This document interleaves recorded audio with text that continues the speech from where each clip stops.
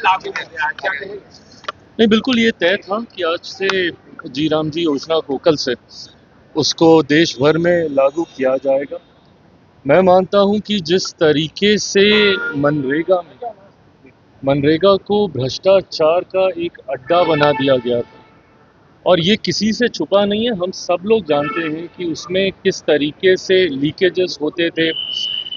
जो व्यक्ति कार्य नहीं भी कर रहा उसके नाम पर जिस तरीके से वेतन उठाया जाता था, ये तमाम चीज़ों को ख़त्म करने की सोच के साथ और सही मायनों में जो लाभार्थी हैं उनको इस योजना से जोड़कर इसका लाभ मिले।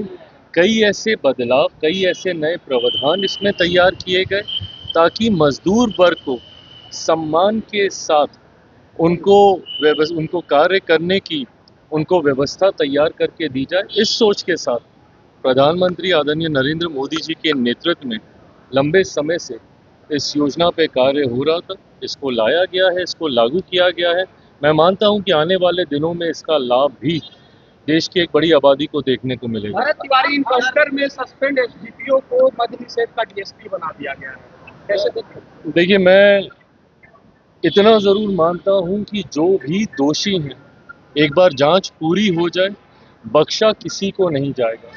इस तरीके से किसी को भी कानून को हाथ में लेने का अधिकार नहीं। एनकाउंटर की आड़ में अगर निर्दोषों के ऊपर गोली चलाई जाएगी या कानून का दुरुपयोग किया जाएगा, इसको कतई हमारी सरकार कतई बर्दाश्त नहीं करेगी। जांच पूरी होने दीजिए, एक बार तथ्य सामने आ जाए, जो दोषी हैं, और वो कोई भी हो, कितने भी बड़े पद पर क्यों ना हो, हर किसी के ऊपर कार्रवाई होगी।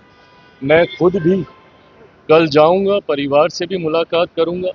पार्टी की तरफ से प्रतिनिधि मंडल पहले ही जा चुका है।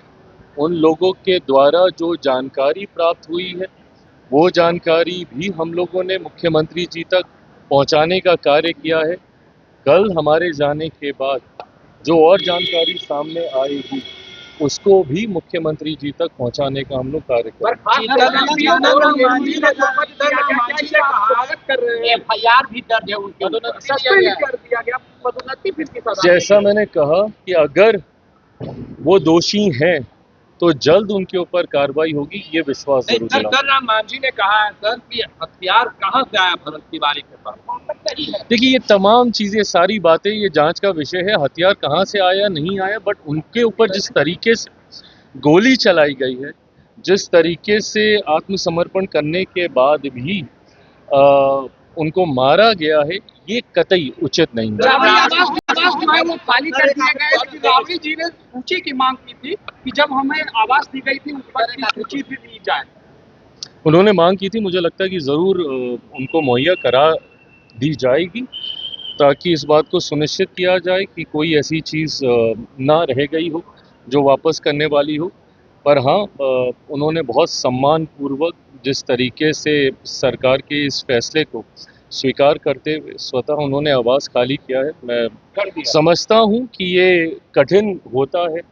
मेरा भी जब आवास खाली हुआ था तो मैं इस परिस्थिति को मैं समझता हूँ, बट ये नियम व्यवस्था का हिस्सा है। सरकारी आवास किसी के पास परमानेंट होता नहीं है, बट उन्होंने बहुत सम्मानजनक तरीके से इसको खाली करने का काम। तेजस्वी यादव ने भरत तिवारी के एनकाउंटर पर कहा है कि मुख्यमंत्री के आदेश पर ही ये हुआ है, क्योंकि उन्हीं ने आदेश दिया तभी। देखिए, किसी के आदेश पर इस तरीके से राजनीति करना कतई उचित नहीं है। मुख्यमंत्री स्वयं कह चुके हैं कि इसकी जांच होगी और जो भी दोषी होंगे उसके ऊपर कार्रवाई की जाएगी। तो इस तरीके से राजनीति करना, मुख्यमंत्री पे आरोप लगाना कतई उचित नहीं है।